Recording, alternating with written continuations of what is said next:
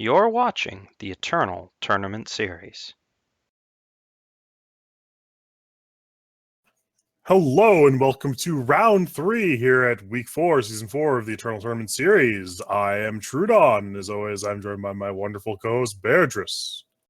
Hey everyone, we have a not the most exciting matchup, I have to say, in the world, but we do have two titans of the Eternal Tournament Series that are going to be facing off here in round 3. I'm of course talking about LocoPojo, who is going to be on Combry mid-range. LocoPojo, of course, one of the best players in all of the Eternal Tournament Series, had some very impressive showings throughout his time. And he's going off against the newest of the Titans, AngryChicken, who has had some absurd runs over the last season. Yeah, AngryChicken's been doing very well recently, and he is bringing a deck that I'm surprised people haven't brought more often, but apparently you're starting to get the memo in Voda Combo. This deck is incredibly powerful. It is my personal opinion the best deck in the format. It simultaneously takes...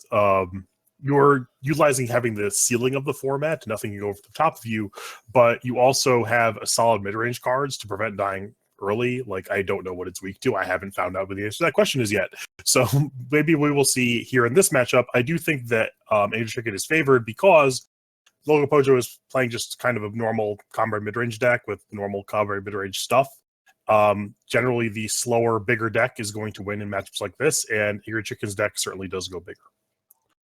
Yeah, absolutely. And it is very interesting to see this type of a matchup because Voda Combo is the kind of deck that actually can outscale Combry, which is not often something you can do. Like, it's very hard to actually outscale Combry, but this is one of the few decks that can actually seem to manage it.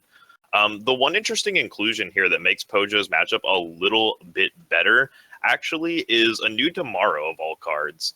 A new Tomorrow, for those of you who don't know, since it almost never gets played, is a 10 power card that takes the top 10 power off of your deck and puts them into play immediately. So while the effect isn't incredibly powerful in the deck itself, I mean, having 10 power versus 20 power is generally not that impressive. What it does do is it makes all of your draws live for, generally speaking, the next 15 to 20 cards.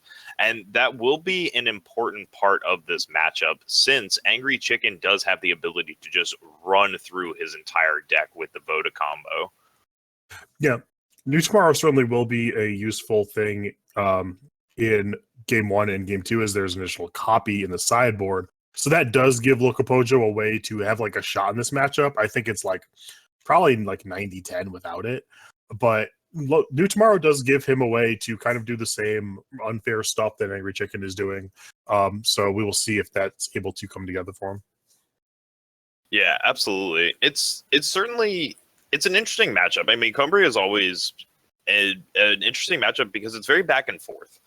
Another interesting inclusion here, since we are just kind of looking at the list now, is Spire Chaplain out of LocoPojo.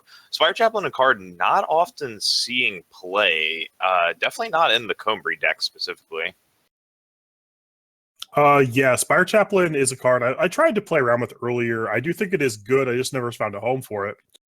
But being able to have access to more power to get to the top end kind of allows LocoPojo to try and curve from like 2 to 7, which his deck is essentially trying to do. And that's generally going to be like pretty unreasonable, but stuff like Spire Chaplain does certainly make it a little bit more reasonable because you're just going to have a pretty large density of excess power. Yeah, absolutely. And we do see the players getting into the mulligan phase. Unfortunately, we do not have AngryChicken's hand cam, so we can only guess as to what is in his hand. But we do have Pojo's, and Pojo with a not a very great start here. Only 2 power and not a ton going on in his early turns, and nothing really to ramp him going forward. I mean, Double Great Parliament is great, but it's a card you'd be looking more to have it on turn, 10, 12, when you actually have the power to play multiples of them. In the meantime, though, you're just going to be looking for power. But LocoPojo picks up an even worse mulligan. Yeah, this is pretty rough. You don't want to see New Tomorrow in a hand that has 2 power in it. And he doesn't even have Justice Source, so not only does he need additional power, like just like a density of it, he also needs specific colors of it. So LocoPojo not in a great spot in the early turns of this game. Yeah, although AngryChicken also not exactly matching him, just playing double time himself. Maybe a little power screwed. We'll see if he has a Justice influence to drop down, or if we're going to be on the time mirror. Well, he does play the Justice Source there, and Voice of the Speaker does a lot to. Is one of like the better cards in Combre. It's just because in Combre all the power cards are essentially full cards. You can convert them to full cards in Mystic Ascendant, or getting up to mana matters a lot to turn on all of your cards. So drawing 2 of those every time you would normally draw 1 is incredibly powerful. We do see it get silenced there. LocoPojo understanding how powerful that card is, silencing it over the Seraph. So see how LocoPojo is able to draw out of this as he's hit running power, so we still have a game. Yeah, certainly. It has been a nice series for him. What he's really looking for here would have been another Justice influence. That way he could harsh rule away this board. But in the meantime, an Owl will help take care of the board a little bit. This will allow him to lock it up until AngryChicken drops a Vanquish. And now AngryChicken is going to start causing a massive beatdown on LocoPojo. Yeah, normally the Vodafone deck doesn't give beatdowns. It's just trying to live to get to its endgame, but when your opponent gets stuck on power, this does happen. But the harsh rule will put that to an end. We'll see how well equipped AngryChicken's hand is to move on from this point. Usually the Vodafone deck is okay with stuff like that happening. They didn't really need all that aggression. They just did it because it was kind of free at the time. And we do see the follow-up Iron Thorn, putting AngryChicken up to 7. And there are a lot of follow-ups from this point that would be very powerful. Although LocoPojo, also doing the same thing, has drawn pretty well, considering what his opening hand looked like originally. Yeah, he's definitely gotten himself going here, although AngryChicken has the Mystic Ascendant and the power to follow. His last 2 cards in hand are going to, of course, be Find the Ways. So we had 2 Find the Ways and now 2 unknown cards. Pojo going to need to pick up a power here to kind of match him going forward with his own Mystic Ascendant. And unfortunately for him, not picking it up, he gets the Awakened Student, but not quite the card he was looking for here. And this puts AngryChicken in a prime position to take over this game. Yeah, and we may see, we're going to see some lag here. This is going to take a while for anyone who has not seen this. I don't see it from this side of the screen that often. I'm usually on the other side, but AngryChicken is going to draw a lot of cards. It did only get 3 deep there, but if they have another power to play for turn, then he gets to keep going. The Find the Way also continues the chain. So each time AngryChicken draws a power, it's going to draw 3 cards, 1 for the Destiny trigger, 1 for the Mystic Ascendant trigger, and 1 for the Iron Thorn replicating the Mystic Ascendant trigger. So if there's another power in those 3, as we see there was, you then do it again. So if there's a power every 3 cards, just draws their deck. Yeah, and there is another copy of Find the Way for AngryChicken, so at any point that this stops, he'll be able to restart the combo, and we're just going to watch him absolutely rip through his deck. I mean, this is, for anybody who hasn't seen the Voda combo, I mean, this is quite amusing to watch. We already see the 26-26 Mystic Ascendant here, and this game is just getting even more insane. Yep, and this is the ceiling of the format. You can't really go over the top of this. Drawing your deck is as good as it gets in Eternal. So here is the top end that happens. We do see that AReNGee is currently in overdraw. We will see if, okay, that is the end of the chain. There were any pending destinies. So we will see the 32-32 come in, force jump block, and LocoPojo is going to need a harsh rule. And even if LocoPojo has a harsh rule, we know that AngryChicken's hand is all business because any power would have been put into play. So. Yeah, exactly. I mean, it's pretty hard when you're staring down your opponent. Ooh, and AngryChicken, yeah, gonna have to be forced to discard away a couple cards. Find the Way to Lear's favored, not very important. Pojo picking up a Justice Sigil. I can't think of anything that gets him out of here except Harsh Rule, and he's not gonna have the power to play it. Ooh, Harsh Rule off the top, 1 card too deep to at least let him keep playing. And never mind. There was a stand together. Yeah, he had 20 in air anyway, so it was actually lethal either way out of AngryChicken. But yeah, the stand together insulates him from the harsh rule, so nothing that could be done there. And AngryChicken, unfortunately, we're just going to be caught in the loop a little bit longer as we watch this absolutely insane combo go off. I'm wondering if LocoPojo will actually just concede this or allow this kind of play out. I know there have been points in the past where you could not concede the combo while the animation was going, so it was the ultimate BM. But I think that they did fix that, so we will see the lethal attack come in here, and game one will go to AngryChicken and his Vodafone deck. Yeah, and a nice crushing fashion here. LocoPojo at the end of the game sitting on a very healthy -85.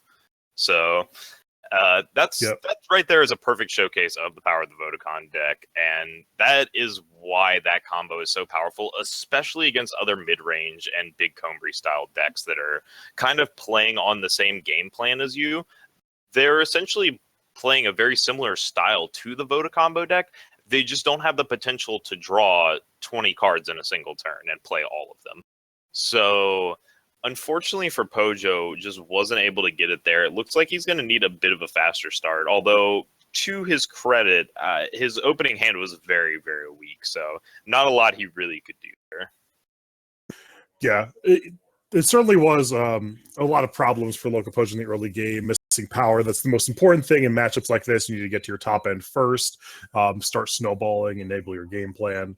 And that is certainly a way, like that could happen to either side, even though the Vodacon deck does have the bigger top end. They can certainly stumble, and then LocoPojo's top end is still powerful enough to punish them for stumbling like that. So it can happen to either side. Yeah, that really is the tale of the Combry matchup, is who kind of has power issues first in the matchup. And we see Pojo just go ahead and doing a little bit of sideboarding, adjusting around just a few numbers here and there. Looks like he took out an Awakened student, possibly bringing in some Desert Marshals, wrong sideboard. Yeah, he took out an Awakened student, bringing in Vanquishes, I'd imagine. Also Valkyrie Enforcers to go ahead and silence down some of the nastier units in the deck. On AngryChicken's side, though, I have to imagine he brought in just his extra Vodacon, possibly some Desert Marshals, and his Vanquish as well. Protect would also be good. You just need to protect your dudes. Your top end's better than Pojo's. As long as you get there, you're good. So I would expect stuff like that came in. But we will see here as we're moving into game one. Pojo has a better hand. You do want slow hands like this. This is actually perfect for Pojo. Just a bunch of power, harsh rule in case the AngryChicken has like Sandstorm Titan type draw. So LocoPojo is going to be able to have enough power for his top end, and there is the top end. So he's going to need some more stuff, obviously, but he has a lot of time to get to that, and he's going to have enough power to cast every draw. So reasonable start for LocoPojo. Yeah, he will be able to get there. Interesting. Pojo going to go ahead and save the Desert Marshal this time around instead of dropping it on the voice the speaker. And AngryChicken likely just drew another power. Going to draw another one here. Echo this time sigil.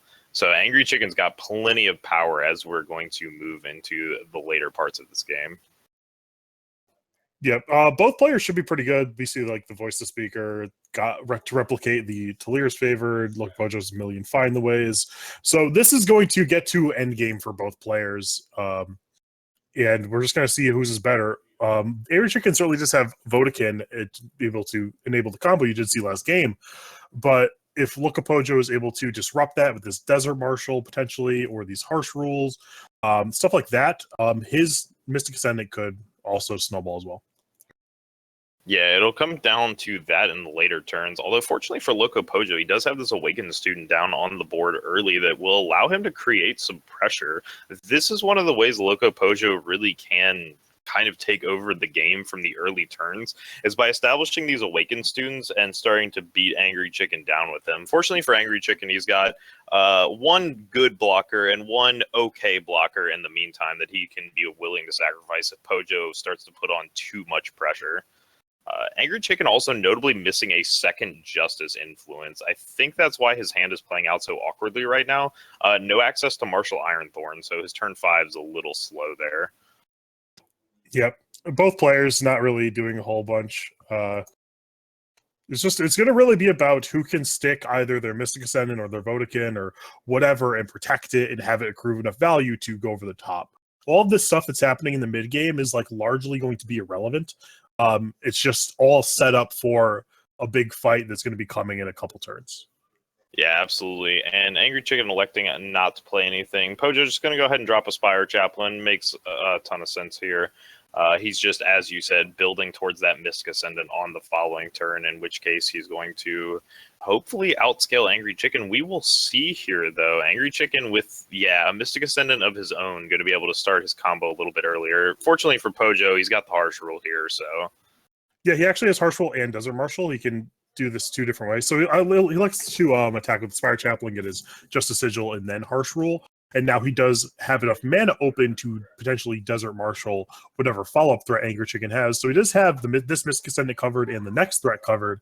So unless AngryChicken has a Protect or a large density of threats, Pojo may be able to stabilize from what AngryChicken is doing and establish his own Mystic Ascendant. Yeah, a little interesting there, though, as you had just said, holding up the power for Desert Marshal. Looks like he's going to elect to conceal the Desert Marshal instead and just drop a depleted power, which, unfortunately for Pojo, will not allow him to silence any threat that comes out this turn. That being said... Oh, and after seeing the Harsh Rule, AngryChicken is seen as the green light for Great Parliament, but LocoPojo is too good for that. Drawing the top deck Harsh Rule and just being able to blow out AngryChicken. A very timely Harsh Rule there. And we do see Vodacon come down. This is going to get silenced away with the Desert Marshal. In this game, Pojo just has all the answers to AngryChicken. Ooh, Protect from AngryChicken, though. Going to keep this Vodacon alive, and that might be one of the keys to him winning this matchup. Pojo can't find an answer to that immediately. This could be a very, very big problem for him. Vodacon, very scary for LocoPojo. Yeah, now AngryChicken gets to untap with it, so any power draw spells can immediately start cantripping. But it looks like he's just going to try to kill the Mystic Ascendant. Doesn't work. There are multiple protects on the side of LocoPojo. And an attack with Vodacon, actually pretty interesting. He's offering to trade it for the Mystic Ascendant, which would obviously telegraph that he has more business in hand.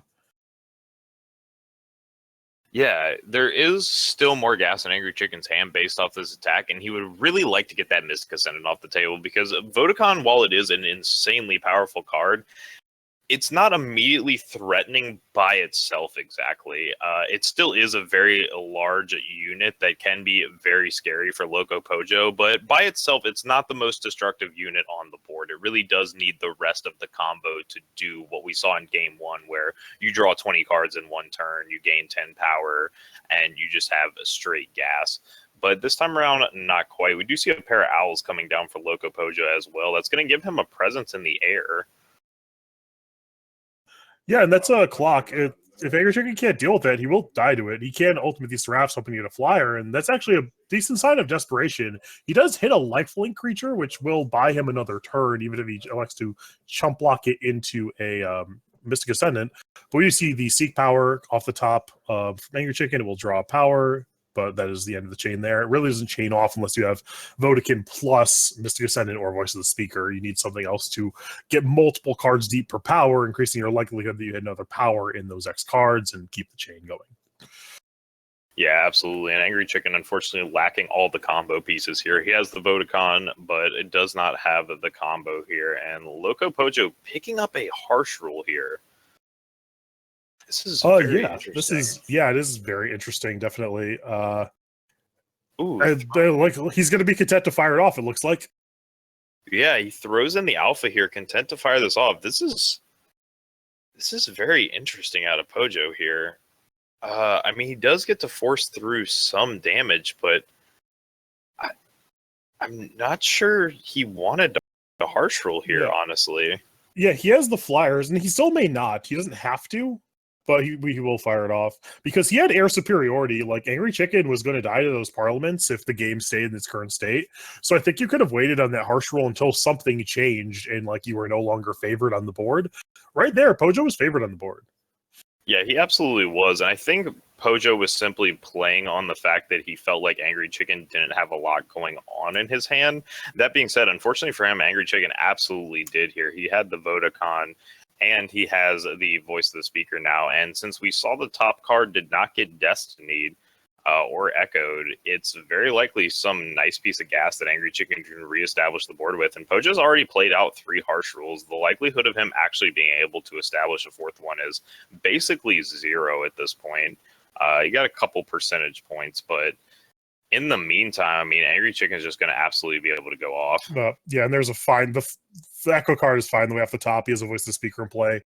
At the minimum, that generates enough power to force this Vodkin to be a lethal attack and make the Mystic Ascendant chump block. So if AngryChicken doesn't draw his whole deck and like accrue insurmountable advantage, he will at minimum force a chump block out of this Mystic Ascendant. Yeah, absolutely. And now the full combo has become unleashed. We're going to see the Vodacon just dropping cards, producing extra power, and yeah, this is just absolutely brutal here for him. We're just seeing the full combo go absolutely insane right now, and there's really nothing LocoPojo can do about it at this point. He's definitely going to have to jump block this Mystic Ascendant into the Vodacon, and the only way really out for him, even better, Vanquish there's a protect. He's going to force another card out of his hand. So, yeah, I mean, really, Pojo's only way out of this game at this point is to get incredibly lucky here and be able to force out on his 4th harsh rule. And the likelihood of him hitting it is just not very high. Even if he does hit it, all these cards are business. So AngryChicken is going to be able to reload, and it's possible that one of these cards that are business is a Stand Together. So you're correct. It's not a 0%er for LocoPojo, but it's unlikely. Yeah, it's certainly unlikely at this point. I mean, AngryChicken has a 34-34 Vodacon here. He got his pieces together and he played out the combo. And I think LocoPojo might have made a mistake on that harsh rule. Yeah, you're right. We're definitely not done yet. We're still going. We're still getting those triggers here. And he's just so deep in his deck at this point. I mean, Pojo has a 1 in 50 out here. And even that out really just keeps him playing. It doesn't actually win him anything. Yep. And yeah, I do. To your point, I do agree that LocoPojo probably like prematurely harsh ruled. He is essentially the beatdown in that spot. Let's see if we get a Relance Honor Guard. It doesn't even do it. A False Prince. He would have needed Akaria and the Sandstorm Titans not to be in play. That was basically his one way out here. But with the Sandstorm Titans in play, that really just locked him out. And yeah, LocoPojo going to go ahead and turn his False Prince back into a frog. Just another Protect thrown out. But yeah, Pojo just going to go ahead and concede here. Unfortunately, nothing you can do when your opponent has 40 power and you only have 11. Yeah, just when he needs to be able to like pressure them in the air with Parliament, as he almost was able to do, or hope they stumble and then your top end snowballs before theirs does. But once like the game goes long, they can just play Vodkin, play Voice of Speaker, play a card draw spell, and then you can't do anything about it. So you need to get that game over with as soon as possible, because the longer it goes, the better it favors the Vodkin player. Yeah, and I'm not a huge proponent of the deck, certainly not as much as you are, Truedawn, but I gotta say, I'm quite impressed with the Voda combo showing right there. I mean, we kind of expected that going into the matchup, but I mean, fully watching it take place and just seeing how the other Combri deck kind of just crumbled before it, Voda combo, very impressive. Yeah, you're paying very little cost to add all the Vodkin cards. Like you're adding like 3 to 4 Voice of Speaker, which are just good cards in Big Combri. Like that's a card I would play if Vodkin didn't exist. Then you play Vodkin and that's it. Like that's those 6 cards, like, and those are cards you would play anyway. You're cutting like Valkyrie Enforcers or something, so you have a little bit less interaction, but the payoff is the ceiling of the format. So I'm like not convinced it's particularly close. I think builds a Big Combri without Vodkin are just kind of doing it wrong. Yeah, I mean, after that game, it's kind of hard to argue. We do have a backup match for you all, though. We are in Game 3 of Thundershot 899. Of course, a returning tournament series player, been on the circuit for as long as any of us can remember. He's going to be on an interesting build himself. He's on Voda Rise, so I'm supposing this is some sort of Vodacon-style deck, also playing Fire for Rise to the Challenge to find your pieces. And yep. and he's going to be going up against Cilvyn, I believe Cilvyn. Yeah, we're gonna go with that, and he is playing Armory. Armory, not a deck I've seen a ton of anytime recently. It definitely still crops up from time to time, but certainly not a deck that has had nearly as much of a presence as it did 3 months ago. Yeah, there's been a lot of uptick in tokens, which a lot of people like. It's just not a good matchup for Armory. So if people are playing tokens, you really don't want to be playing weapons. This is a matchup I've played a decent amount on the Vodkin side, and it's actually rougher than you would think. The Armory deck's weapons line up really well against a lot of your early stuff, and they can potentially pressure you early with a bunch of their draws. It looks like Cilvyn has a bit of a slower draw, which is good for Thundershot. But there is certainly ways this matchup can play out that favor the Armory deck. But again, if Thundershot's able to get to his end game, nothing can beat it. Yeah, fortunately for Thundershot, he's establishing well off early. He's definitely got a nice ramp going on. So we're going to see if Cilvyn can come up with some sort of an answer here. Definitely going to want some early weapons. Sword of Akari would be nice here, but it looks like not a lot going on. I think he might have just missed that power drop there. That's going to put him very far behind when you're playing against a deck like Vodorize, who is abusing the fact that they can play their power in quantities generally much higher than any other deck can even imagine. Yeah, and this is what I was talking about, where like the cost you're paying for the voting package is so small. Like Thundershot's still playing Sandstorm Titans. He still has like all this stuff that you'd be playing anyway. He could still like give beatdowns. He still has all this interaction. So the same stuff is like that makes big Combrade good is still there. You just also get to draw your deck every once in a while. Yeah, and unfortunately for Cilvyn, I think we are just going to see the end of this matchup coming very quickly. He was able to at least vanquish off the Sandstorm Titan that time around, and Thundershot has missed power on the last 2 turns, but Cilvyn has as well, and Thundershot still has a 3rd Sandstorm Titan to reload with, so I can't really see a way out of this for Cilvyn, and in fact, we will just see the concession. So Thundershot going to be taking that series down 2-1 with a Vodorize over Armory. Yeah, there's an unconventional way for that game to play out, certainly. It's usually the roles are pretty reversed with the Armory deck trying to be the aggressor. It doesn't always pan out that way, but sometimes. So yeah, that was a good showing by the Vodkin deck. We didn't really see the red.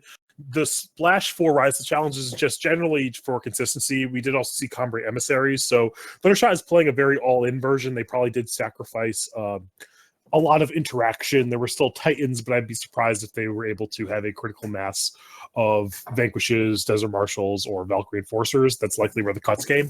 So that deck is going to be able to turbo out pretty quickly, but it's going to be vulnerable to some things given its lack of interaction.